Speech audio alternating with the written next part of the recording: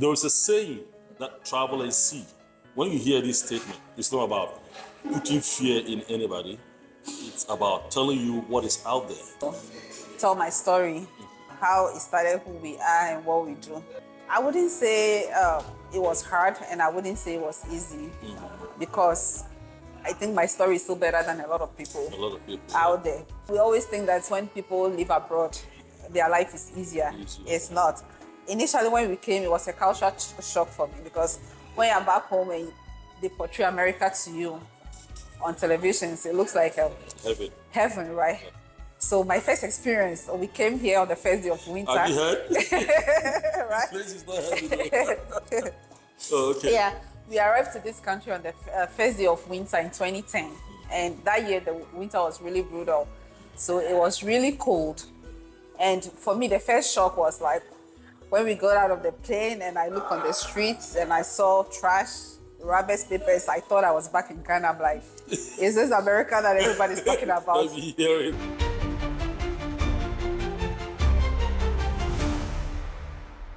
If today happened to be the first time that you are watching us and you've not subscribed, please do us a favor and subscribe to this very channel. When we finish, then you see. Today we are privileged to have with us TRICES Restaurant and Lounge, the CEO herself. She's going to tell us her story, how she succeeded, how she got to where she is. If you want to be part of this storytelling, please be patient for a short commercial break. When we come back, we will continue. Awaken your skin's natural radiance with Inku's turmeric soap. Crafted with love, this vegan masterpiece blends the healing power of turmeric with nourishing organic shea butter, mango butter, and sweet almond oil. Coconut oil and olive oil deeply hydrate, while kale and clay gently purifies. Carrot puree and orange essential oil revive your glow, leaving your skin soft, smooth, and revitalized. Indulge in nature's embrace. Inku, where purity meets beauty. Visit us at www.inku.com. Ladies and gentlemen, welcome back once again to TRK Discoveries. Mama, Akwaba. All right. You've heard of TRICES Restaurant and Lounge everywhere you go. I mean, not only in San Antonio here. I've heard your name. I heard it before even I met you. We want to know that story. Who is TRICES Restaurant and Lounge? Growing up, my mom used to make and sell kenke. Oh, okay. We are from Kpeje in the Volta region, and even though my mom is late, if you go to Kpeje today, my mom has been gone for about going to 16 years now. Oh. But if you still go to Kpeje Township and ask anybody, whoever sold the best kenke, they will tell you Auntie B's kenke. Everybody knows her as Auntie B. Yeah, okay. Her full name is Beatrice. Oh. So everybody calls her Auntie B. It's okay. My mom is also Beatrice. Really? Yeah, she's also... Okay. Oh my goodness. And you're my sister. Yeah. And I always get this question, the meaning of TRICES. Oh, okay. The meaning of TRICES actually comes from her name, Beatrice. I took the TRICES out of the Beatrice to make it TRICES. So those out there who always wonder, what does TRICES mean? Which part of Ghana did you live? I was raised up in Volta region. I was born and raised in Kpeje until the age of 8. And then I moved to Ho because of school. And I schooled in Ho till I completed high school. I went to Maoli Secondary School. And then from there, I moved to Accra to do my tertiary education. I went to University of Ghana, Legon. And so that was my school life. Was it hard helping your mom to make the kenke, or you were one of those kind who allowed the mother only to make the kenke, you come and spend the money? No, we're very much involved in helping, even though we had people at home that helped, but we're very much involved in the kenke business. From things from selling, taking the corn to the mill to grind, making the balls. So yeah, we're very much involved. Like I said, those days as a child, when you see your mom doing these things, you are like, why do you choose this kind of business? Like you always try to be like, oh, why can't you be like any other parent to find an easier business to do? But we did it wholeheartedly, and I didn't know at the time I was even learning anything from that or trying to pick anything from that, but this is what brought us here. So, Yeah. at what age did you move to America? I moved to America at the age of 25. Oh, so does it mean that you worked a little bit in Ghana? Yes, I would say that I worked a little bit in Ghana. How was it like? It was Looking for a job and no, working? so nursing pretty much places you. Oh, you were a nurse in Ghana too? Yes. Oh, okay. Yes. RN? Yes. Okay. Yeah, I did in Ghana they call it BSc. So I did BSc in the University of Ghana. Okay. And so after completion of my BSc, I did national service for 1 year. And after the national service, I did a part-time job with Unilever in an agency where we're doing community education. And so after that process, I migrated to the United States. Yes. You came here with a lottery or? No, so my dad has been here forever. I was 5 years when my dad left the shores of Ghana to America. And so at that time, he was able to file for myself and my younger sister. Okay. So immediately, it just happened that it happened not long after I finished tertiary. So Okay. yeah, we migrated based on the filing of my dad. Yeah. Okay. So how was it like when you came here for the first time? We have a lot of stories that we're hearing. When you move here, it's not easy. Is it because your father was here, you found it a little bit easier, or you also went through the same process? I wouldn't say it was hard, and I wouldn't say it was easy, because I think my story is still better than a lot of people out there. Because there was a foundation laid for me because my dad was already here. Okay. So I'm grateful for that opportunity. But I also want to say that it doesn't matter whether you have a backup or not. There are still things you have to put in place for it to work for you. Like back home, we always think that when people live abroad, their life is easier. It's not. Initially, when we came, it was a culture shock for me, because when you're back home and they portray America to you on televisions, it looks like heaven, right? So my first experience, we came here on the first day of winter. Have you heard? Right? This place is not heaven. Oh, okay. Yeah, we arrived to this country on the first day of winter in 2010. And that year, the winter was really brutal. So it was really cold. And for me, the first shock was like, when we got out of the plane and I looked on the streets and I saw trash, rubbish papers, I thought I was back in Ghana. I'm like, is this America that everybody's talking about? Yeah, but it's true. It's just like back home. It's just that they don't portray the things that you guys want to see. So just be aware. You have to work as hard as you work back home in order to make it. Yeah. You have to work as hard as you are back home. Wherever you are, shine, shine, shine. It's so easy. Ladies and gentlemen, I'm going to pause here for a short break. When we come back, we'll continue. Remember, Pascal Freelancers helped us to organize this interview. Inku also helped us. Splash Pergola also helped us. And Isaac Henne, he's a licensed financial broker. He also helped us. They all sponsor us to make these discoveries successful. The most important sponsor for today is TRICES Restaurant and Lounge. We're going to be back after a short break. Don't go anywhere. Do you want to plan for life or plan for death? Do you have life insurance? Or is it actually death insurance? Ask yourself, can you access money from your life insurance while you're still alive? Does it cover critical illnesses like stroke, cancer, heart attack, or dialysis? If not, you don't have life insurance. You have death insurance. Now, imagine this, a new kind of life insurance that works for you while you're alive. It can help pay for your child's college education, a down payment on your dream home, start a business, secure your retirement, or even replace your income if you're too sick to work. And, of course, it still protects your family when you're gone. Isaac Henne has been helping people like you navigate their options for years. He's the expert you need to make the right choice. And here's the best part.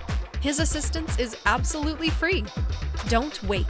Contact Isaac Henna today at 1-717-343-0111 or email kwabwoisaac149@gmail.com.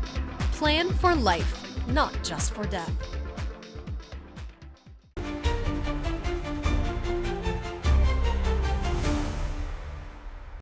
Ladies and gentlemen, welcome back once again to TRK Discoveries. Our discovery for this week is TRICES Restaurant Lounge. Mami, all right. So I would love to hear that story. After you moved in here, you realized that thing that you've been hearing, and it's not the same as what you've been seeing on TV. You were a nurse and you moved in here. Did you continue with your nursing? Or what did you do? Okay. Yes, definitely I continued with my nursing. When I moved here, I had to evaluate my education back home. So I went through that process, and then you have to register for the state boards, the NCLEX. I did that, and by the grace of God, I passed. And so I was able to start working as a nurse. Before that, I worked as a clerical staff at a hospital, New York City Hospital in New York. And so, and because I worked already and they already know how I work and they liked me, so immediately I got my RN license. I was hired in the same hospital on one of their units. So I worked in that hospital until I left New York to San Antonio. So what brought you to San Antonio? Why did you leave New York? So along the way, I got married. We had a son at the time. And the bustle and hustle of New York was just getting to us. It's too much. America is stressful, but New York is a different ballgame. The cost of living and everything. So, and my husband and I, we are very conservative people. We don't like the hustle and bustle. We just like to live in a peaceful environment. Right. So we decided to relocate to Texas. Okay. But why Texas? Is it because of weather? One, because of weather, and two, because of cost of living. You always find out that, of course, housing and accommodation tend to be cheaper in Texas. We advertise in Texas, so if you are in Ghana, if you want to live, if you want to move to America, think about Texas first. Right, and of course, so those were some of the reasons: the cost of living, especially in terms of housing, and of course, the weather and stuff like that. So. We started looking for jobs in Texas, myself and my husband. And I got an offer with Methodist Hospital here in San Antonio. So I took the offer and then we moved to San Antonio. That's how come we found ourselves in San Antonio. But we have not regretted, and we haven't made an attempt to move out since we've been here. So that's a good thing. How was it like managing your work and raising up a child? I mean, being a mother and managing work. It's not easy. Guys, it's not easy, especially those in Ghana. It's very stressful, and if both parents work, it means that you have to pay somebody else to take care of your children. So for us, both of us were doing a 9-to-5 job to see at the time. So in the morning, you get up, you get your kid ready, you drop them over in daycare, and then on your way back home, you pick them up, and that is the life. So it's like we are all out of the house at one time and we all come back and the cycle continues. How do the kids take it? They have no choice. They have no choice. That's the way of life. Is there any day that they complain that they don't see you often? Not initially when I hadn't started a business. But of course, once the business set in, then that also took me away from the house more often. And till today, they complain. They would rather me stop the business and be at home with them. They are just being kids. Yeah, of course. But that's how much it takes you from your family. But it's work-life balance. So sometimes we make the time to be with them, to provide for them, to do whatever we can do. But this side is also important. So just find a way to balance the equation. Oh, okay. Yeah. So now you own this business, right? Was it hard setting up business in America? Is it difficult? Yes, I'm not gonna lie to anybody out there that it's not difficult, but it's doable. It's doable. It's doable. Of course, getting into a business that you have little or less knowledge in even makes it more challenging. Because I've never, even when I came to America, I never worked in a restaurant business. So I don't even know how it is. I started going to a restaurant to eat. That was the experience I had. But the only thing that I had that kept me going to probe and to learn is the passion for cooking and me loving what I do. So, and funny enough, guys, I didn't know I loved to cook this much until I got a restaurant. Seriously, Yeah. until I got into the restaurant. Only because when we decided to do the restaurant piece, like I explained earlier, I didn't come into this for a restaurant. So even when we decided to add the restaurant piece to it, in my mind, I was just going to hire a cook to be doing the cooking while I focus on the kinky, since that's what brought me here. So, what was your motivation to start with the restaurant? Did someone talk to you, or you made a decision yourself? You and your husband. So me and my husband decided to do the restaurant piece because the space that we got at the time Was good. big enough for a restaurant. Is it expensive? Yes, it is expensive. There is nothing cheap at all. It was expensive, and of course, the kinky alone could not have sustained the business. And Okay. as we know, kinky, how much does kinky sell for? And with all the effort and everything that goes into it, you needed something to buffer, right? Yeah. So yeah, that was part of the reason we decided to add the restaurant piece. Why did you love doing kinky here in America? Is it because your mother used to do it, or No, it wasn't because my mother used to do it. So when I came to America, I realized that I couldn't find any good kinky. that is it? Any good kinky anywhere? Yes.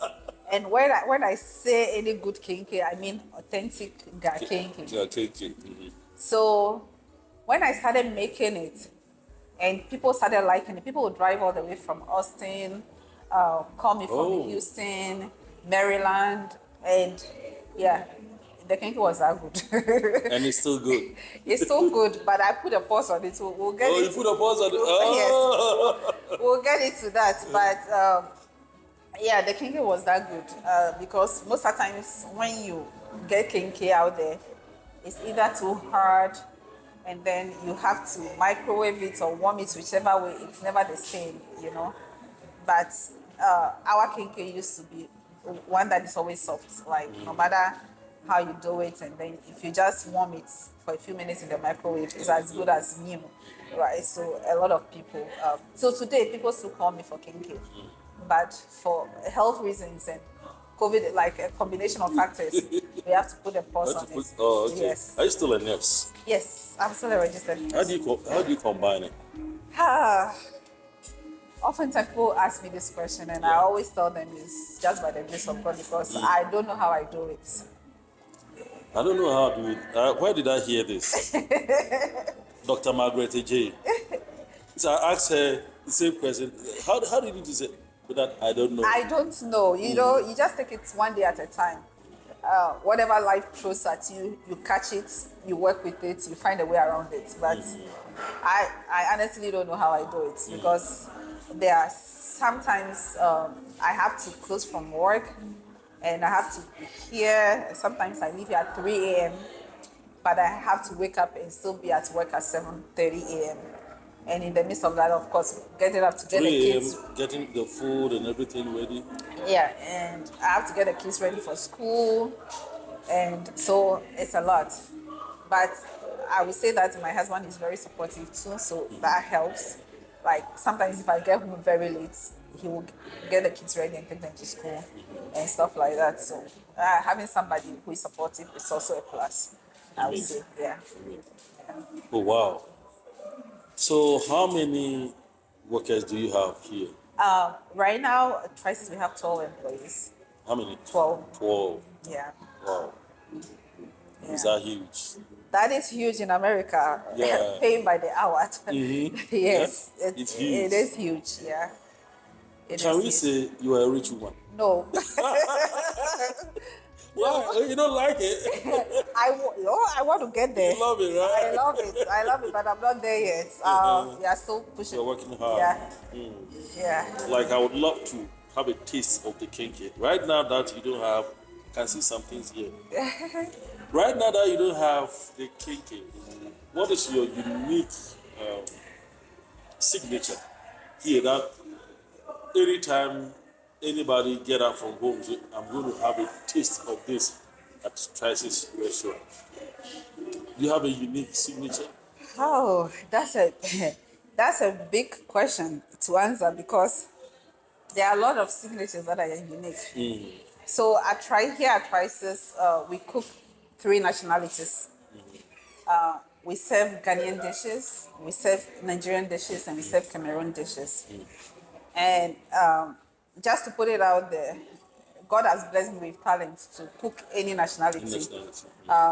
Be it the Western or back home. Like, I'm blessed with that. And I only knew that when I started the restaurant. Honestly. So this is typically African restaurant or continental? Typically African restaurants. Oh, okay. Typically, but people who want continental, some people reach out and I'm able to deliver. Yeah, but we are an African restaurant. And so when you talk about signature and delicacies, it just depends on the nationality you are looking out for. So when it comes to Ghana, I specialize in all Ghanaian dishes. Like, I cannot isolate any, but of course I'm from Volta, and everybody knows banku and okra for Voltaire and so. Yeah. If you want authentic banku and okra, yes, definitely choose TRICES. And I would say that our banku, it's made from scratch. We don't use the flour. I do the corn and the cassava that I fermented myself, so it's just like eating banku from home. So if you really want authentic, yes, that's where to go. We're going to come to that. Ladies and gentlemen, we're going to pause for another commercial break. Anything that you need for your work, contact Vasca Freelancers. They're going to help you. We're going to pause for a short commercial break. When we come back, we will continue. Are you looking for an expert to complete your project? Vasca Freelancers has the best solution for you. We have experts in various categories such as online advertising, graphic design, music and audio, education, business and finance, tech and software, plus event services. Get access to affordable services and highly talented global experts and save your time while having the flexibility to focus on what matters. Vasca, expert quality, pay less.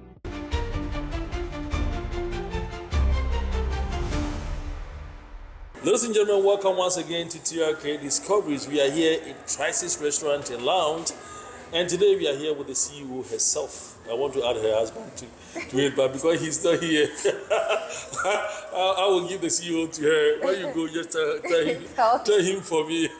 So we are here with the CEO herself, and she's told us a lot how she started and how her things were when she was setting up this. What are some of your challenges, the challenges that you've been through setting up this business? Number one challenge in restaurant business is staffing. Staffing. So because I work full-time as a registered nurse, I can't be here 100% of the time, right? So I need people that can work. And when I say work, take the business as themselves in my absence. Just people, can I use people you can trust? People you can trust. Okay. And of course, being that our kind of food is unique, right? It's not like fries and burger that you can buy off restaurant, you can just, anybody can fry it. So you need specially skilled people who can prepare our type of food. So that has been the number one challenge of the business. And of course, another one has to do with inflation. Everybody in this country knows how things have gone up in prices, and already African foods are expensive because they are all imported. And so you tend to see that our foods are highly priced than others in the same industry. So non-Africans who want to purchase your food are comparing you to McDonald's, who is selling fries and burger for $5, versus you who have to sell jollof rice and chicken for maybe $15. Yeah. It's just a lot that goes into making jollof rice, and Africans will understand what goes into making a meal. Yeah. And so, yeah, those are some of the challenges, and so you always have to convince people why they have to pay a certain amount for a certain food. But So those do who you understand normally have non-national, like non-Africans too? Yes. So yes, we A lot. we tend to work with anybody so long as you are willing to learn and committed. We'll teach you what you need to know to do your job. Do they come here to buy food as well? Yes. And when they come, the prices, like how do they take it? So- As you said, it's a little bit higher. Yes. So most people at face value complain, especially the non-Africans. But once they eat the food and they can differentiate the flavors, they know that this is not just It's a not fast ordinary food. fast food. Yeah. Okay. So that makes up. But they have to taste it in order to so it takes somebody who is really willing or being adventurous to try something no matter what together. But somebody who is really thinking about their pocket will not even look at you because of the price. So that's a big challenge for us. Yeah. And looking at the African restaurant, I understand we have a couple of the African restaurants in town. Have you had, since the inception of those restaurants, have you had any challenges with them, or you try to work with them? I wouldn't say that I've had any challenges with any of them. For the most part, I would say that I've worked with one. They will reach out to me for whatever need, and we work around it. So I would say it has been a cordial relationship. And the only thing I would say that TRICES is the only African restaurant that caters to Ghanaians. So, in as much as the other restaurants, The other restaurants, most of them they are Nigerian, they are okay. Nigerian restaurants. So that kind of put us in a different niche. So the Ghanaians will always find us when they come to San Antonio, and of course we do marvelous with the Nigerian foods. Typically, I'm not a Nigerian. I'm married to a Nigerian, but I'm able to cook all Nigerian dishes to perfection. So that is not a problem. So being able to cater to different nationalities, I think has been able to support us a lot. Yeah. So when someone is looking for you, normally when you go to Google and you type African restaurant, normally you see Nigerian restaurant, they pop a lot of Nigerian restaurant pop. If you type Nigerian, will pop up. You will pop up. Yes. Oh, okay. If you type Ghanaian, will pop up. Oh, okay. If you type Cameroonian, will pop You up. pop up. Because Oh my goodness. we cook all these nationalities. So Oh, okay. Yes. Okay. Yeah. Wow. The taxes here in Texas, Yeah. is it outrageous compared to? Oh, you didn't work in New York as In the restaurant business, No. yeah. Taxes are taxes. Even the properties we have in the room, like the chairs, the tables, and everything, we pay taxes on them. Yeah. That's how terrible it is. And the thing to say about the restaurant business is that is the overhead. Like there are different things to pay for. You pay for your registration, you pay the employees, you pay the utilities, you pay for the trash, you pay for the grease trap, you pay, like, there is just a lot of things to pay for. So how do you make it? By grace. I would say by grace. Yeah. And of course, and that's what people don't understand, And of course, the food also has taxes on it that we have to pay to IRS. And of course, if you don't pay those taxes too, the law is against you. So yeah, all those are pieces like that's we have to take care of. So please, if you go to African restaurants and you have to purchase food, I don't think it's anybody's intention to put prices that are outrageous, but it's just what we have to do to make the business, to keep the business going. Oh, Yeah.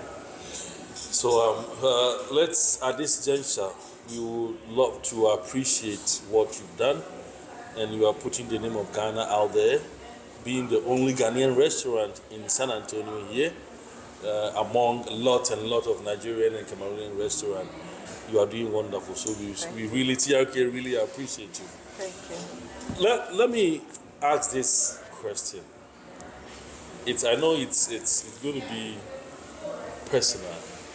Has there been any day that your husband has complained about your unavailability at home? I won't say no. But he started with you? He started with me, right? And yeah, it's so the thing is that the kind of business in which we find ourselves, sometimes you cannot substitute other things for it because we are in a hospitality business. Okay, so a bad experience from somebody would make them not come again and tell other people not to show up.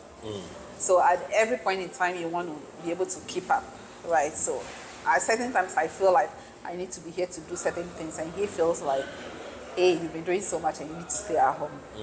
So Because you have people here working for you. right, why then do you have to be here? But we all know that it's not the same. You know? The same when you are here. Even if you have 10,000 people working, you still need to show up. You still need to make sure that the things that you want them to do are being done the way you want them to do it. So yeah, that has been but at most times it's just a communication issue.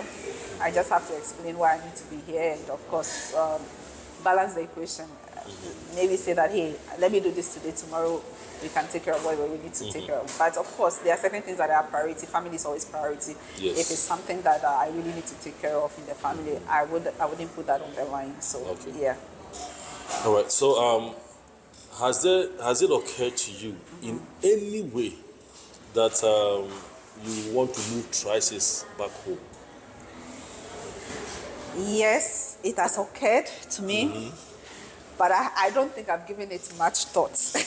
Yes. Why? Like what? Why were you thinking about that? Is it because of the pressure here, or you just want to go establish home?